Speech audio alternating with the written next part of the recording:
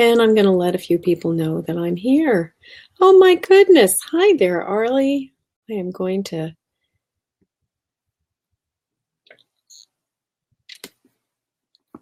accept you.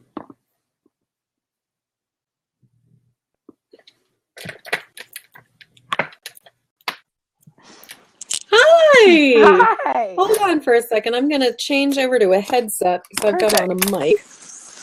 Now I can hear you.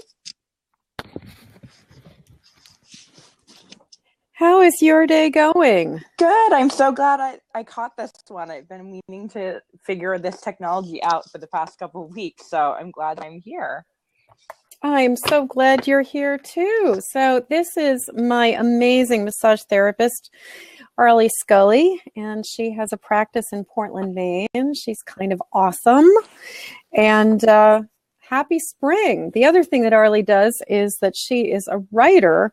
And considering that the theme of this particular blab is talking about creativity, it seems like it might be an absolutely perfect place to start this conversation.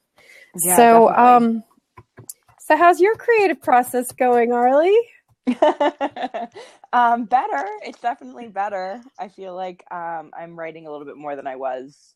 Definitely writing more than I was over the winter, which feels nice. So that spring energy is most welcome.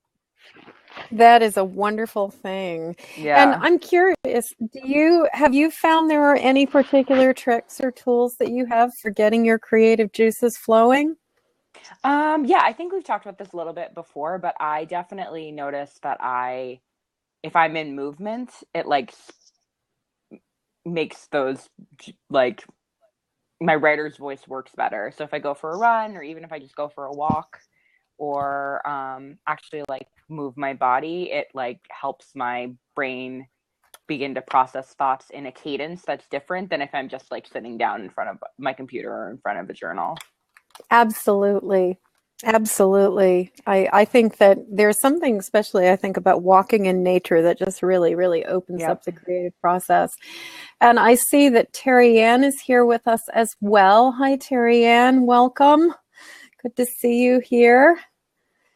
Terry Ann is actually going to be my guest next week, and she and I are going to be doing a special program on the spiritual toolbox, and she is going to talk a lot about the spiritual tools that she uses.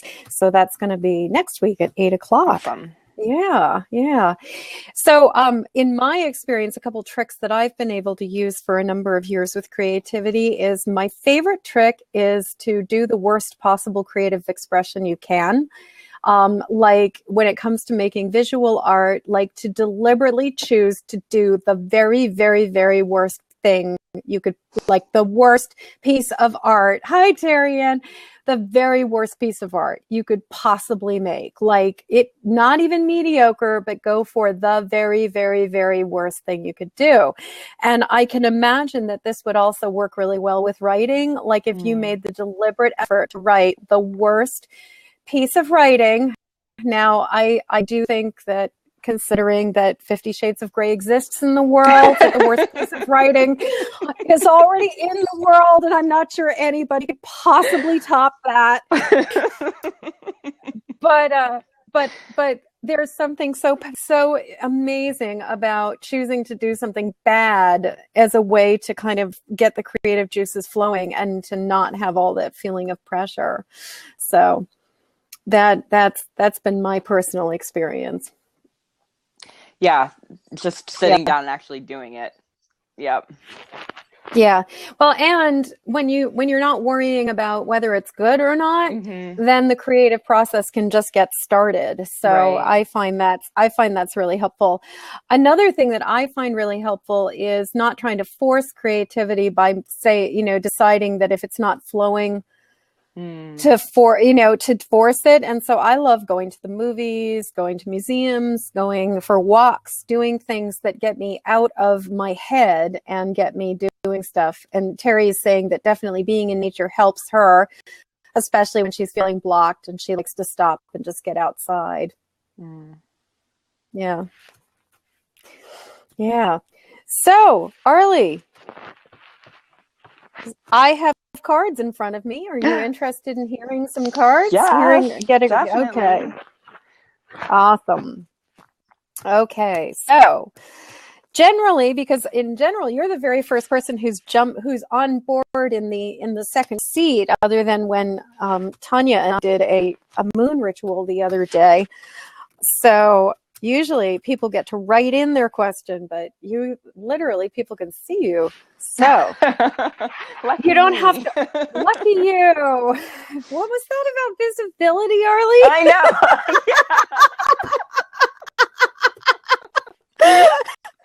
Oh, too good. Too good. Yeah, that was too good. Yeah.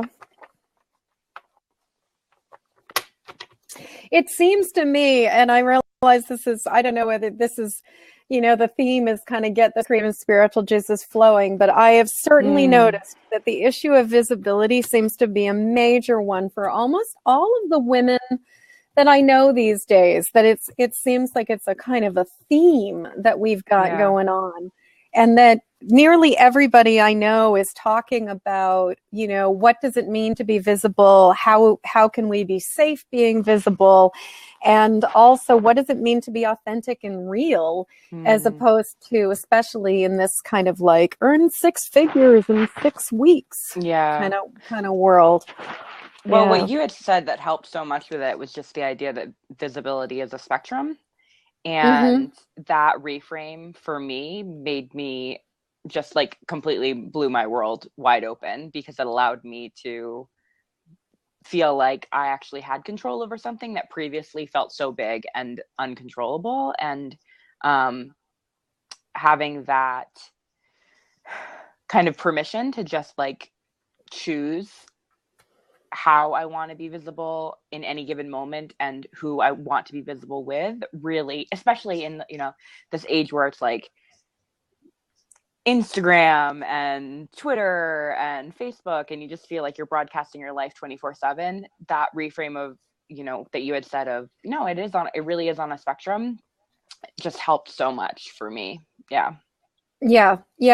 Well, and something that really makes me think of too, in terms of visibility, is that I think it's really important to remember that wherever we are, like in the virtual world, we are in public. And that just in the same way that there's appropriate behavior when you're in the grocery store, or appropriate behavior when you're at a party, or appropriate behavior when you're, when you're at some kind of big public event, there's also appropriate behavior virtually. And while some people certainly seem to not be particularly clear on the concept and posting, drunk selfies and stuff like that, there's sort of like, there's the same set of, if you remember that you're in a public place, you can choose how you behave accordingly,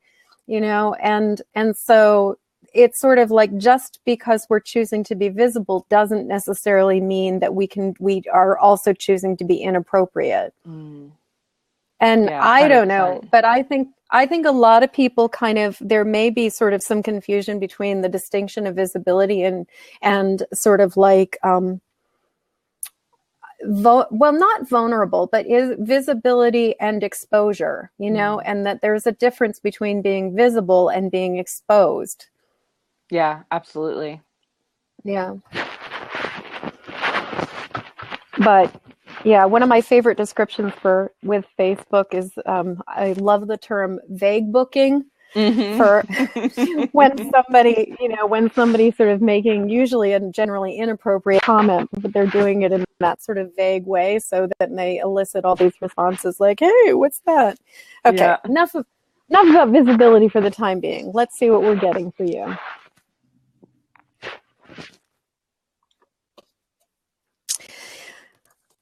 I pulled the 6 of Cups, which is the nostalgia card. And it's very much a card about the ways that our past is influencing our present. And about how childhood has affected our choices in life. And it also can be very much about the idea that our perceptions of things are not necessary, that are affecting, are informing our decisions and informing our choices and informing our understanding of things, more so even than the reality of it. Like, the thing about nostalgia is that idea of, it's more sort of the fabrication or the story we tell about something than it is necessarily just about the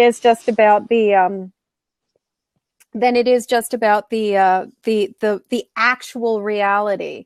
So as a writer, this is an incredibly relevant card because it's talking so much about how your own creative process is sort of defining your perceptions these days, and that you can really think about it in terms of the idea of, how do you use that sense of nostalgia? How do you use that sense of possibility? How do you use those kinds of ideas to really mine them for your creative process?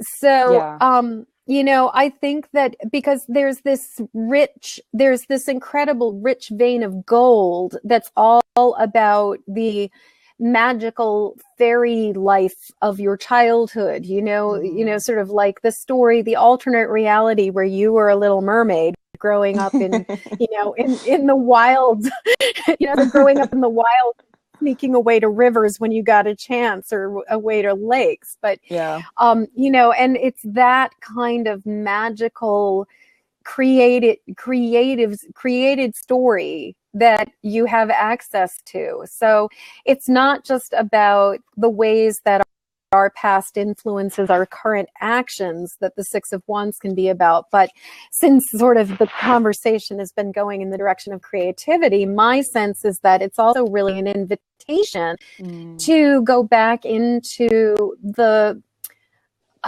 alternate reality that you were living in as a child. Awesome. Yeah. So does that make sense? Does that feel Yeah. It makes a lot of sense, and especially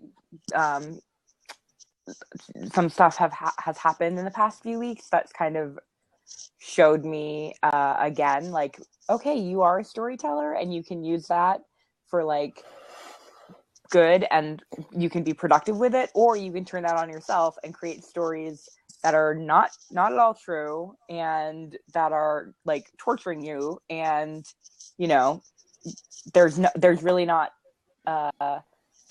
are ways that energy, that creative energy, could be used that would not be quite as like stressful and as thinky as I can sometimes be with it. So that definitely resonates, Jen. The other thought that just came to my mind, or that I was getting, is that, as a very imaginative child, there was probably times where you were being held accountable, or where people would be like, that's not true, Arlie. What are you saying? You're making this shit up. And so my sense is that this is an invitation to make shit up, like that. There isn't the account, there isn't the same sense of like, you're 6 and you're telling a story about being a mermaid, and somebody's going to say, you're not right. That's not right. You're lying. That as a little kid, when you use your imagination, a lot of times the reaction from a lot of people is, that's not true. That's not real. And this is an invitation to go back into that creative process that was very real for you, and to allow it to be like that. You can nurture it, you can cherish it, you can tend to it like a tender seed, and go back into those stories in a way where you're just like, I don't care whether it's a rainbow colored purple kitten unicorn thing. I can write whatever I want. So I love that, Jen. Yeah. So that's the other sense I get about that. So there you are. Awesome. Thank you. You're so welcome. So Arlie, do you have any other questions or any other comments?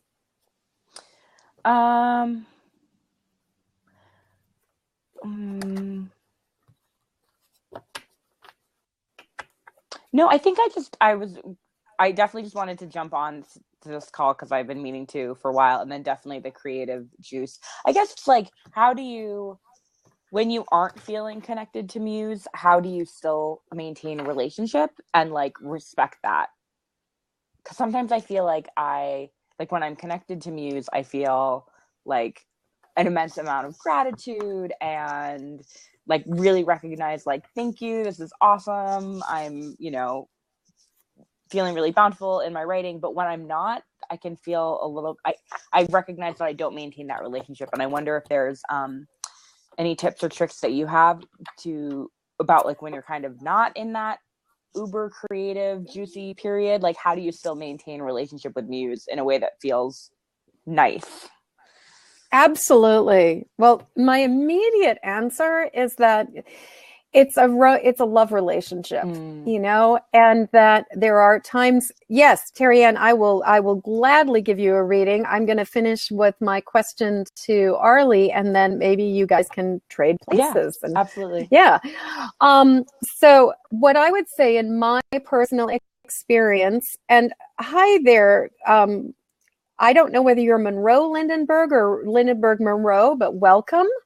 I'm just talking about creativity with Arlie here right now. And we were just discussing how to sustain that relationship with our creative muse. And what I was going to say is, I think just like a romantic relationship, especially a marriage that's been going on for a while, and my husband and I have been married now since September of 2001. So we've been partnered for a fair amount of time.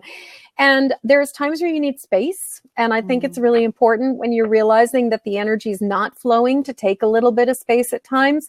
But the other thing is go on creative dates.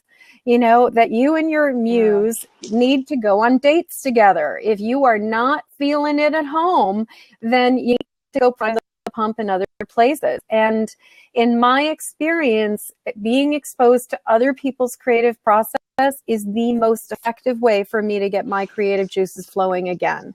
Awesome. So if I am feeling like really flat, then movies is almost always going to the movies in the afternoon alone and sitting in the matinee in the dark is something I love to do. Taking myself out to a meal on my own is another thing that I really love to do. Going out to botanical gardens and greenhouses and hanging out with flowers is another thing. Going for walks in nature, going to museums, watching. This is not as exciting necessarily, but watching like YouTube tutorials on how to like make art and seeing those kinds of things. Also, for a while, I was really active in an art community online which was an art trader community where people were trading art. And I don't imagine, it's not exactly the same thing for writers, but I know that there are really active writing communities where people are participating. And also like Joseph Gordon-Levitt's, website, Hit Record, like where people are collaborating. So there isn't that sense of like, I have to own this, because I personally think that one of the biggest problems we have in our culture right now is that people think their creative process has to be their own.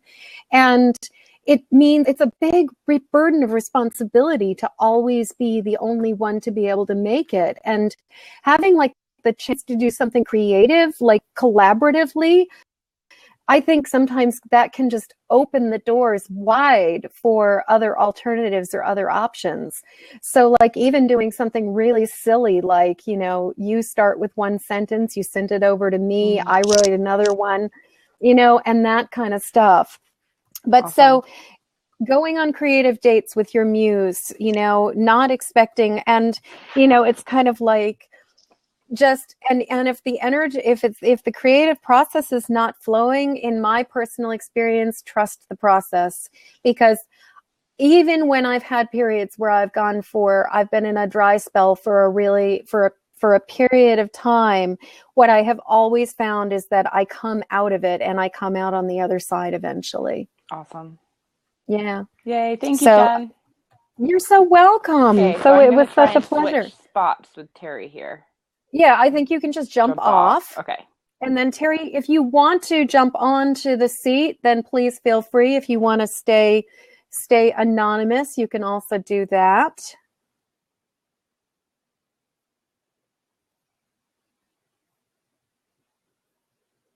So Terry, I've opened up a seat for you if you want it.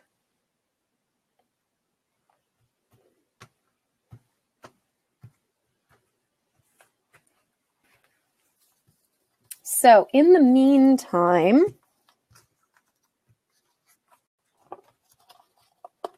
yay, Terry is joining us. Show you and accept. Wonderful. Hi there, welcome. How are you? So, I am really well. It is delightful to see you. And I imagine you can share a little bit more about this, but you and I are going to be meeting next week to have a really, which I can't believe it's already next week. We just got back from Savannah like the other day.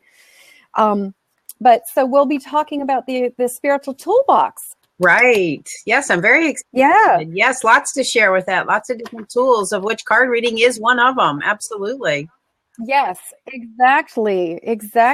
So it will be so neat to hear all about that. And I figure we've got a week to let people know that they can think about questions and all kinds of fun stuff. So good. Same bat time, same bat channel. And Terry Ann is going to be sharing all kinds of cool stuff about her spiritual toolbox and tools that you can use to expand.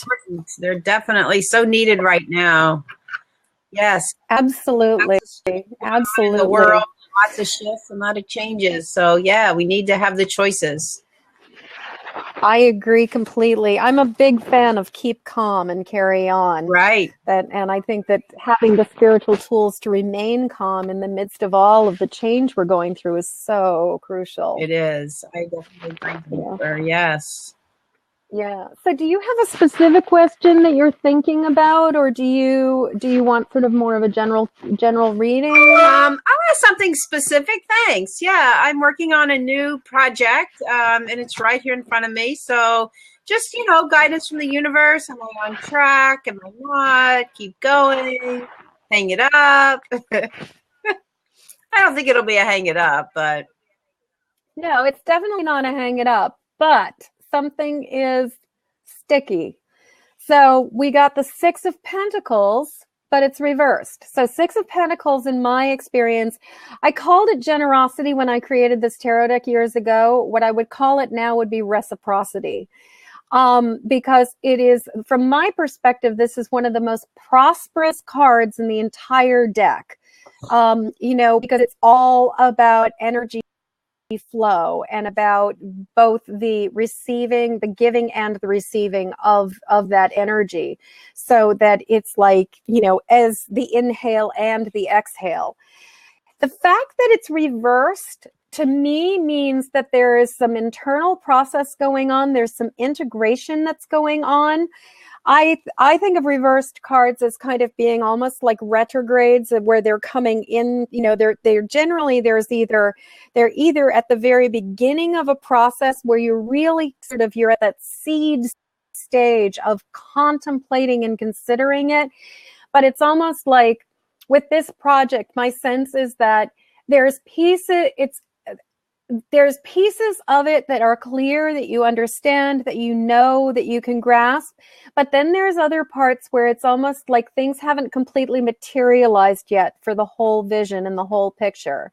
So there's a certain amount of just kind of like almost as if you're waiting for the tide to go out so you can walk on flat ground. And that right now it's like you're kind of out on a sandbar, and there's these lumps where you could kind of jump from one place to another to get where you want to go, but there isn't direct access to the process quite yet. Some of this is creative, some of this is just mental and just waiting for the download, because there's some pieces of information that you haven't completely gotten. I'm also wondering whether there may be other people involved in this project, and if part of the issue is that there's actually other people's participation and information that you are waiting for, that you are, and that you're kind of like, it's almost like you're kind of waiting for them to kind of get it together, sort of like somebody's being pokey. Does that fit with that? No, actually, you were dead on in the beginning because it is a seed idea, and not everything is quite there yet, but it just keeps kind of, like just downloading out of me. And I am kind of jumping around, filling in the spots. So that image was perfect. I'm going over here, coming back, going over there, coming back. So it's not cohesive yet, but I like that it is Six of Pentacles, and I usually look at reverse cards like it's underneath the surface. So that same thing, like it's underneath there, but it's not out in the open yet. It's not out in the open yet. And I really, the way I think of reversals is I think of them as a wheel, or like the wheel of fortune, in the sense of that it's a constantly spinning wheel. So I generally think of reversals as either getting a reversal because you're at the beginning of a process, or you're getting a reversal because you're at the very end of the process and you've gone from it being upright and you direct and you've gone through the whole process, and then you're going into the deeper level of integration at the other side. My sense is that this is not that kind of reversal, that this is the very, very early stages of a reversal where the the whole process is coming together. I'm also imagining, it just feels like whether it's a part of you or whether it's actually somebody else, there are logistic pieces that have not yet come together that are necessary in order to fully understand the scope of this whole thing. But Six of Pentacles is never a no, in my opinion. It's always a green light. It's always there's money here, there's prosperity here, there's abundance here, there's possibility here, there's great opportunity. So, just keep on keeping on, and it's going to do what it's supposed to do. And I just noticed that Melissa has just jumped on too. Hi there, Melissa. Welcome. Yay. Yeah. That was really good. I'm working on a new project with Pamela's SBB program. And so, some of it hasn't. I'm not sure which format it's going to come out. Is it going to be a teleseminar? Is it going to be a one-on-one? So some of that working with people, actually, you were right on about, because it's not quite, gelled exactly. I thought it was one thing. And then yesterday, as I was hiking, I was just like all these ideas coming out, and it was like, oh, this feels like it might be better in this format. So some of those are still underneath the surface. So definitely in alignment with what you said. Yeah. And my sense is that this is actually gonna shift from being in that sort of under the surface reversed place to, I would say that probably by like even June, you're going to be it's going to be like way further along, and really at a point where you're going to have a lot more clarity and a lot stronger sense of it. And my sense is that probably like soft launch, you could even be thinking about a soft launch kind of, later on in the summer, and then maybe thinking about more of a serious launch for the autumn. Okay. Yeah, I'm not sure, if I follow the program, we'll be done by May. Most of it I think will be done by May. So that's exciting to think about. And there are other things to be done for it. So I'm, right now not rushing it, just really trying to remain in that, as you were talking before, in that creative process, and just get everything out and then start, rearranging the parts. But right now, definitely. Well, that's very encouraging. Yes, I like the six of, because I look at sixes like 2 3s, right? We do a little work, we got the complete, step back, add a little bit more. So I like that. That's very perfect. Thank you. Yeah. Yay. Excellent. The one other thing I'll say is that my suspicion is that even for Transform, that you will be ready for a beta test of this, that it may not be completely, and you could gear yourself towards that, like really be thinking about having something ready for beta, not totally ready to go out, like sort of not ready for prime time, but definitely ready for beta. Right. So, start talking about it. Sure. Yeah. It'd be helpful. Yeah. Perfect. Yay. Excellent. Yay. Excellent is Yeah. So do you want to tell us anything about your plans for our blab next week? I think that what I will do is choose maybe 4 tools, 4 or 5. Maybe I'll work with the elements or something to give it a cohesiveness that we can, look at that can help us to really create that spiritual toolbox for ourselves. Not that we can, do everything all at once, but give us some tools and some tips on how you can create a toolbox for yourself. Because I think it's really important that we have those tools, being grounded and how we use the cards like you're doing today. And, just tuning in, using other energy formats that can help us to create really the way in which we can live right now. There's just so much going on. I know everybody kind of feels like, even these last 2 weeks between the last new moon and full moon with the eclipses going on, it just really stirs things up. And if we're not grounded and we don't have these tools, then we can get thrown off, and then we can get lost, and then we can get off track, and then we can just totally forget what it is we're doing instead of being able to stay centered. And I think that's really important, really staying centered with everything going on, and just keep yourself in a really good place. So that's kind of what we'll be talking about. Yeah. Awesome. I can't wait. It will be and then so you're going to be wonderful. on my Catch Your Spirit Blog Talk Radio. I guess it is April 18th. So the 3rd weekend to April. And we'll be getting more into how the tarot and card readings help us to awaken and empower our spirit. So you'll be my guest then. Looking forward to that. Yeah, that's going to be lots and lots of fun. I'm sure. Yeah. Excellent. Yay. Well, thank you for letting me jump in there. It was most helpful and very confirming and encouraging. Yes. Yeah, to just keep going. It's gonna figure itself out. Definitely. Yay, thank you. Yeah. Perfect. Awesome. Okay. All right. Okay. So I don't know whether you want to jump off. Melissa, would you like to jump onto the call and I'll pull a card for you?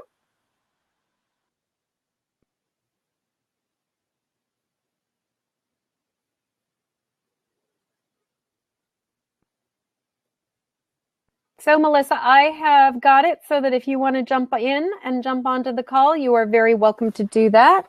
I'm imagining you'd like it if I pulled a card for you. And if you don't feel like jumping on the call, just let me know by writing sort of a, no, don't want to jump on the side there. Oh, you're so welcome. So welcome, Terry. It was really a pleasure. I can't wait to see your project at the program you create. I'm sure it's going to be awesome.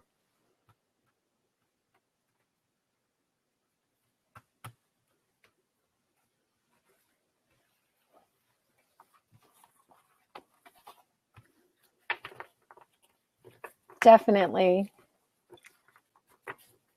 Okay, Melissa. So if you want to.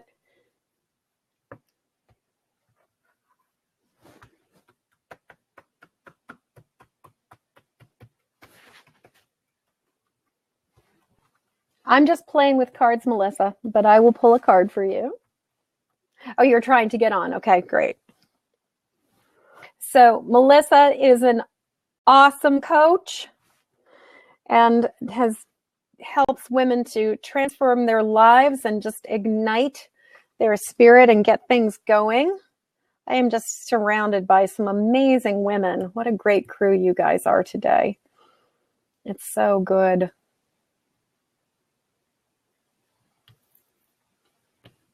Oh, here you are. If you want to, welcome. Do you have a headset?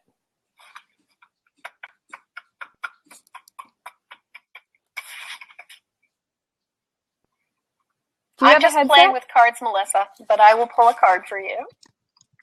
You're trying to get on. Okay, great. So Melissa is an awesome coach and helps women to transform their lives and just ignite their spirit and get things going. I am just surrounded by some amazing women. What a great crew you guys are today. So I can tell we've got some feedback, or we're in a feedback loop. So here you are. Okay. If you want to, welcome. Okay. Do you have a headset? Yes. Can you hear me? I can hear you, but it's delayed. Okay, let me get a headset. Sorry, I didn't know I could call in. This is so great. It is really great. So we have a little bit of an issue because yeah. Hi, Arlie. Okay, this is so exciting. Isn't this neat?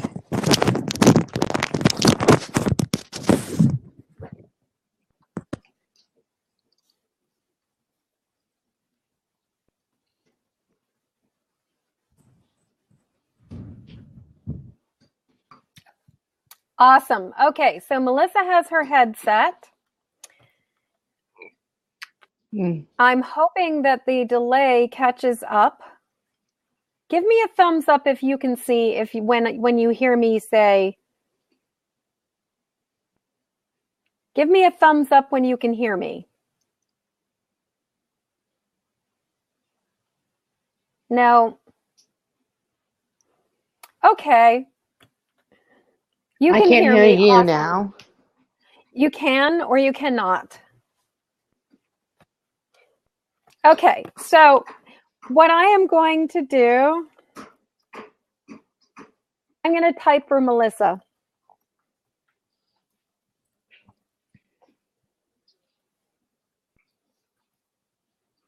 Oh.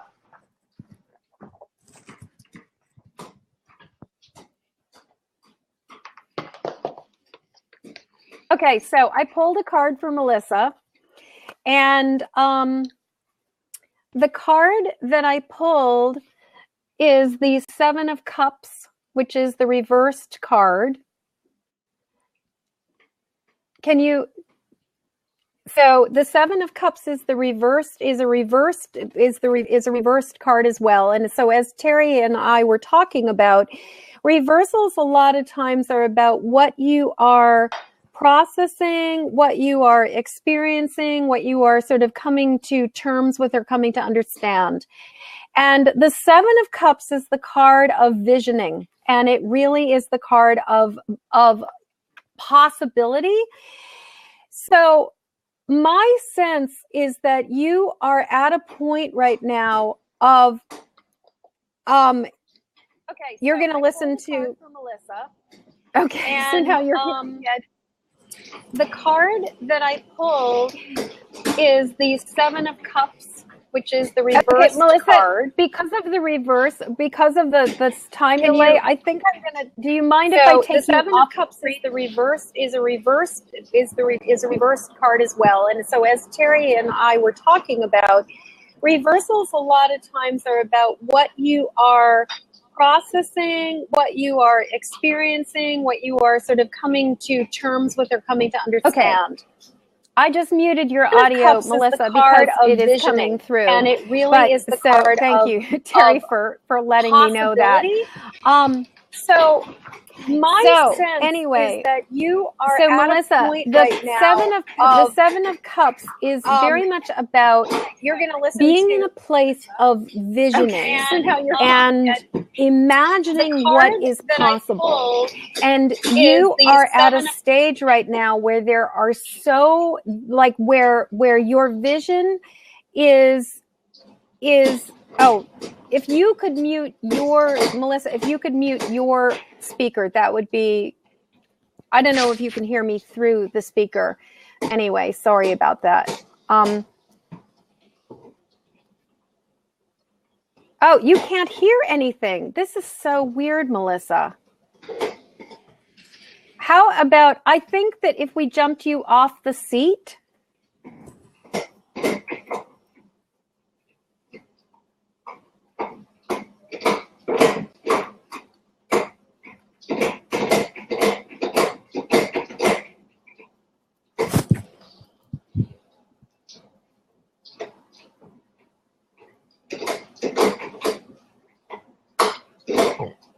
Okay.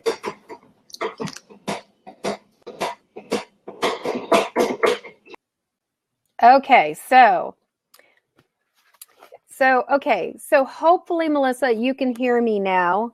You can give me a thumbs up or tell me if you can hear me now that I'm not now that we're not having to deal with the delay. So you got the 7 of Cups, and the 7 of Cups is reversed, which means that you're in this very, very early stage of integration with this card. My sense is that there are possibilities for you with your creative process and with what is going on that exceed your wildest imagination, that there are things that are in the process of coming to be that you don't even know are possible, that there's a way that you've been envisioning things in many ways in a very logical, sort of rational kind of like, if this, then this, like stuff has been sort of following according to plan.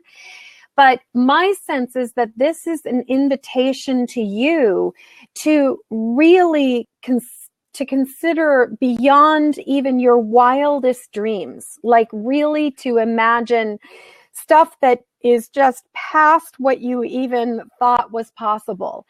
Because the 7 of Cups is so much about sort of sitting in that fertile, imaginative possibility and allowing your creative process, allowing your dreams, allowing your desires to give you a chance to start to imagine what could be possible. And then from that place of sort of creating the vision, creating the dream board, to then grow from that place and to continue to move forward. So my sense for you is that you have the potential to expand your vision and to expand what it is that you're imagining and that you're wanting to do even further than you had ever thought you possibly could. So I would say that right now is a fantastic time for doing some dream boards, or, creating a really big, beautiful, amazing dream board. And this actually goes into talking about creative process. I think that doing dream boards is a great way, like collecting images of things that inspire and excite you and fit into the feel of what it is that you want to be creating. You can do a dream board using Pinterest. That's in many ways one of the easiest ways to sort of get a very clear sense of what's going on with something, is to just, pin a bunch of stuff and look at it on your Pinterest board and see how it all flows and fits together. So, for example, I created a style board for just sort of like getting clear about clothing. That was a really straightforward one. I also created a brand board that was all about colors and logos and fonts and just the feeling that I wanted for my website.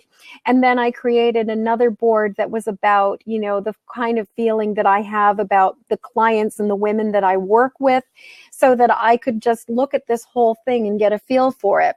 So you can use Pinterest, you can use, any kinds of those digital sort of like a collage, like, pic frame and other stuff like that, where you're putting a bunch of different pictures together. You can also use, old magazines and scissors and paste or a glue stick and just do a real live living dream board and just really play with, what do you want your life to look like? Now, my sense is that there are so many different questions that are up with this particular card, that it's, there's the, what do you want the next vision of your career to look like? But then there's also, what do you want your personal life to look like? What do you want your home life to look like? And what do you want your ideal partnership, your ideal relationship to look like? So that you can really be thinking about these things. And I'm a visual person, so I'm going to be inclined to use visual images. But if you are more of a word person, then you can do this using words and using journaling and using that creative process. If you're more of a kinesthetic person, I'm sure there's ways to integrate it into just, activity that where you're walking and you're moving and you can think about the ideas of what it is that you want to be living with and creating, sort of even as you're moving in your body, imagining the life that you want to be living. So my sense is that you're on the verge of things being bigger and better than you even are imagining. Like, stuff is big. So I'm just gonna, no, I did not know. I missed that. I think being in Savannah, I just left everything behind for a little while there. So you're buying a one-way ticket to Europe starting on the 4th of July and leaving New York City behind, diving into your business and just gonna take your spirit. I totally believe that you are going for your dream and towards your dream, and that the biggest part of this for you is about giving yourself permission to dream as big as you can. And I also think that you're going to find being in Europe is going to be so much easier than being here in the United States, for all kinds of reasons. So my sense, though, is that the possibilities are just amazing. And I am so excited for you that you are saying yes to your life and to your future and to really going for an amazing vision and an amazing dream. I think this is worthy of a second card. So I'm going to just pull one more card sort of specifically about what's happening with going to Europe.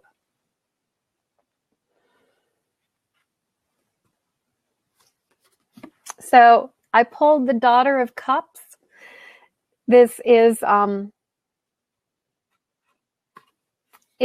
daughter of you. I just was reading, you just said which I don't and I should, or don't and should. The Daughter of Cups is the card of wonder. She is the expression of emotion. I would say that if there was a quality or a characteristic about this particular card, it's emotional intelligence and emotional articulation, like the ability to speak from the heart and express from a place of innocence and wonder and delight.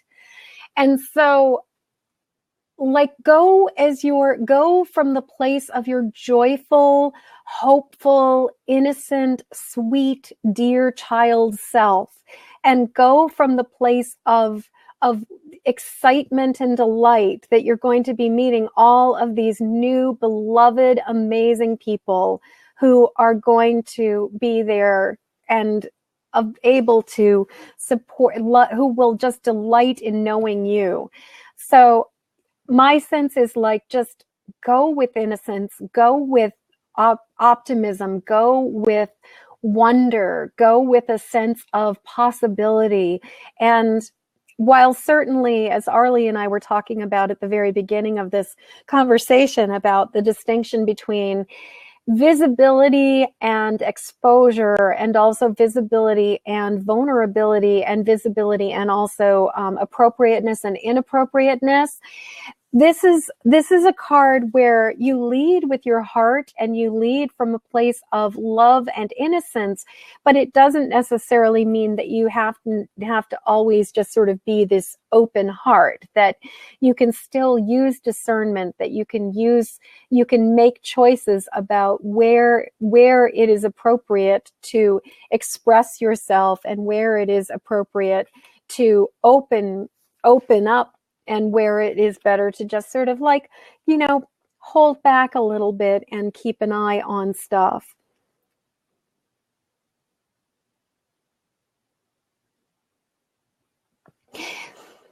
I'm just reading again that, the fear, that when fear, and, thankfully we have, as a culture and especially as a tribe of badass women, we have more and more tools for dealing with fear. And I'm sure what I would tell you to do is, have you tapped on that? Because especially like if you find yourself, I think one of the keys is the ability to recognize when something is getting triggered. And if you can articulate what is being triggered, and if there's a specific event or a specific memory or a specific experience that's affecting you, then going back into that memory and just tapping it down to neutral and just giving it all kinds of doing some forgiveness work around it and just releasing it, forgiving it and releasing it and letting it go. And I just want to say that when it comes to forgiveness, I think it's very important to clarify that forgiveness is not about letting people off the hook. Forgiveness is not saying that something that was wrong is not wrong. It is not saying that, especially when it comes to childhood experiences with really inappropriate people, that it's excusable or it was acceptable behavior. And this is sort of a rant or, commentary for everybody. This is not specific to Melissa, but that what I want to say is that forgiveness is about freeing yourself from the emotional entanglement of that resentment, of that pain, of all of those feelings, so that you and I and all of us can move on and move forward, and we are not imprisoned in all of those emotions. And so we can forgive it, we can release it. It is possible to accept that something happened without saying that the behavior or the event was an acceptable thing. But it's sort of like, if something has happened, it has happened. And there's just the fundamentals of, we can accept that it occurred, that it is what it is. And that is just the way it is. And from that standpoint, as it is what it is, we can then make the choice to move to the next step, which is that we can just forgive it and release it. But understand that basically, if somebody did something really horrible, their name, there's information on the Akashic records that's permanently there that said, yeah, this was something somebody did that was a really stupid thing. So I think that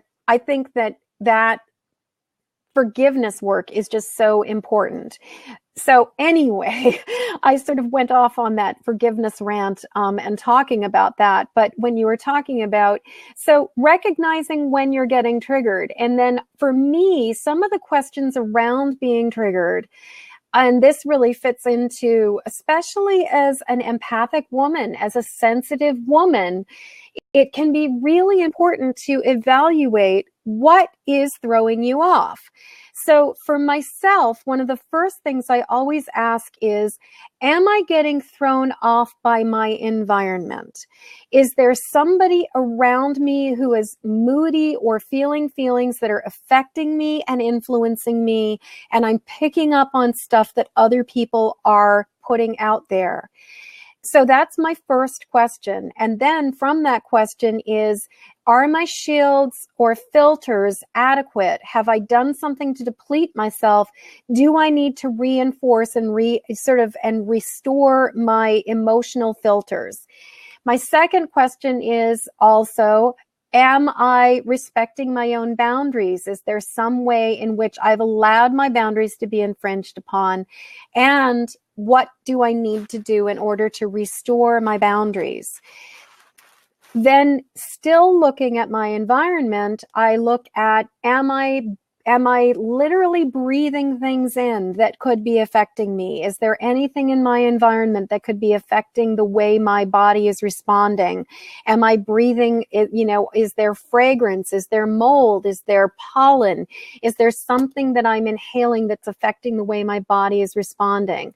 Am I getting enough sleep? And then the really big question that I need to ask myself, when I'm feeling off is, How is my diet affecting me? Am I eating foods that are causing mood swings for me? I know for myself that blood sugar and the way that my body responds to sugar can really affect me.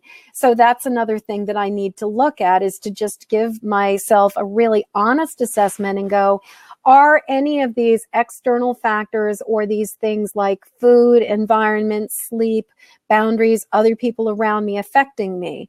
So those are things that I look at for, like, okay, is this what's pulling me off center? Is this what's pulling me out of my wonder and delight?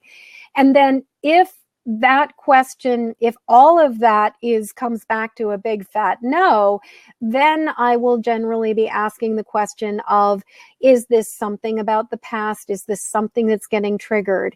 If the question, and then is this something that's getting triggered from an experience that I've had in this lifetime, in my childhood? And then in some cases, it can even go backwards, especially if you have any kind of past life recall, where you're going, is this experience something that is not even from this lifetime? Then there's also sometimes the feelings of, am I anticipating or feeling something that's coming in the future? And is that what's throwing me off? So I think that, taking the time to go inward and to really sort of go through the mental checklist of, could any of these things be influencing the way that I'm feeling right now? Are any of these things contributing to why I am off my center? And I personally have come to regard, like, being off center as a sign of a check engine light. Which would be the way Britt refers to it, as the check engine light, but which is really, for me, really different in that when I was younger, I was off center so much that I just kind of imagined that feeling good was more of the special occasion, and that feeling kind of out of balance and anxious and emotional was just sort of the standard operating system. And at this point in time, I have reached a place where, for the most part, I'm in a state of pretty balanced equilibrium, so that when I am off balance, I know that that's a sign that something's off, and that I need to basically figure out what has thrown me out of balance and thrown off my equilibrium so that I can come back to it. And if after this huge, long list, is there a book that you recommend for beginner empaths, intuitives? That checklist is awesome. Yes, the book that I have to write. This book is demanding that I write it. And so, yeah, I'll keep you posted. Keep coming to Blabs, and I'm also in the process of working on creating an empath. I don't know whether it's going to be called Boot Camp for Empaths, but it will definitely be, it's going to be essentially a program for empathic women. So, anyway, what I was going to say is, if after that whole list, you're not really sure what's going on, there's tapping on being off balance. So even though I am feeling really, and start describing how you're feeling. Just, I'm feeling really wonky. I'm feeling really, can I please write it? Yeah, I'm waiting for Mercury to go retrograde, because I write best when Mercury is retrograde, because you're so welcome. I was born in the shadow of a retrograde, and for some reason, I have a much, much, much easier, thank you. You can hold me accountable. I have a much easier time writing when Mercury goes retrograde than when Mercury is direct. But so going back to talking about tapping, if you don't know what you're tapping about, you start by going, even though I'm feeling something and I don't even know what's going on, but I feel it in my body, and you describe where it's in your body, and it makes me think of, and you describe what it makes you think of. And then think about the alternative turnaround that you want for it. but I'm going to love myself anyway, or it's okay for me to relax anyway, or it's okay for me to come back to my center anyway, or it's all right for me to be balanced anyway. So you're working with that and just really using sort of the even though and then the turnaround to really give yourself a chance to express yourself, and then tapping through all of the different points. Just talk about what you're feeling, describe what's happening for you, describe how you're feeling about it. And as you move through this, you will be able to probably get much clearer about what's happening, whether it's some kind of an emotional connection with somebody else that's pulled you off balance, whether it's a past, whether it's something that's triggered a memory that's pulled you off, whether it is actually something that's about, your environment that's been affecting you. So there's all kinds of ways that you can start to get clear about what's happening. And then obviously, as you tap on it, you can calm yourself down and you can then get more relaxed. You can start to use an affirmation that works for you. So for example, if you realize that the issue that was pulling you off center and pulling you out of your delight and your wonder and your innocence is that you were triggered by this person who was just really obnoxious on the bus or something, then you can basically be, I can recognize that this wasn't about me and I choose to let it go and I love myself anyway. So, obviously each one of us is going to need to choose the language that works for us and find the language that makes the most sense. But I think that when you notice that you're feeling off balance, just having that opportunity, and a couple things that have been really helpful for me is that I decided for myself many, many years ago to define things with remembering what my bottom line was. And for me, my bottom line is basically the divine. It's, God, spirit, whatever you want to call it. And then the first action that I always take is breathe. So when I was very first dating my husband, one of the things that I taught him to do was I taught him to basically say to me, if I seemed off balance, he would say, "What's the bottom line?" And I'd say, "God." And then he'd say, "And what do you do?" And I would say, "Breathe." And then I would just take in a big, deep breath and let it go. And remember to get back to center. So I really encourage everybody here to really ask, if you don't already have those questions answered for yourself, ask yourself the question, what is the bottom line? Like, what is the one most important thing that matters to you in the entire world? Is it love? What is your bottom line, and what do you do?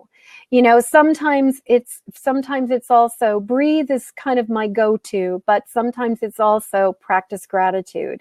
What are you grateful for? That's, if I had a third question, it would be, what are you grateful for? So what's the bottom line? What do you do? What are you grateful for? And those three things, I think, can get you back on center or into your center, especially if you're in a place where you don't necessarily have the time or the tools to go all the way through a full tapping sequence. But I would love to just show you that if you're in a public place and you're feeling edgy and you want just a little bit of relief, there is tapping on your finger points. And so the sides of your thumb beds, the sides of your nail beds, if you just tap right on the sides of your nail beds, you can just give those little tapping in those areas, and that can really also help you to calm down a great deal. So those are all some, so there you go with some tools for how to bring yourself back to balance when you've been thrown off and feeling there I go. My little brain just decided to completely stop. But when you're feeling thrown off balance. So it's getting to be close to that time. I think what I'm going to do is, does anybody have any other questions? And then I was thinking I would pull one sort of card for the week as a reminder. And I will also say that next week is going to be a very special blab. I am going to be, Terry Ann is going to be on with me, and she is going to be talking about the spiritual toolbox. So much love right back to you, Melissa, and you are so very welcome. And I can't wait for the book either, but it definitely wants to be, it wants to come into being. It definitely wants to come into being. I can feel it.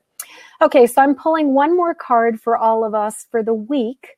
And this is a card about, so this is really a card about where do we want to keep our focus? Where do we want to keep our attention as we go forward from this spring equinox that we just passed a week, almost exactly a week ago. And as we go now, we're in the waning moon. We're going towards the new moon next week. So the card that I pulled is the Two of Cups.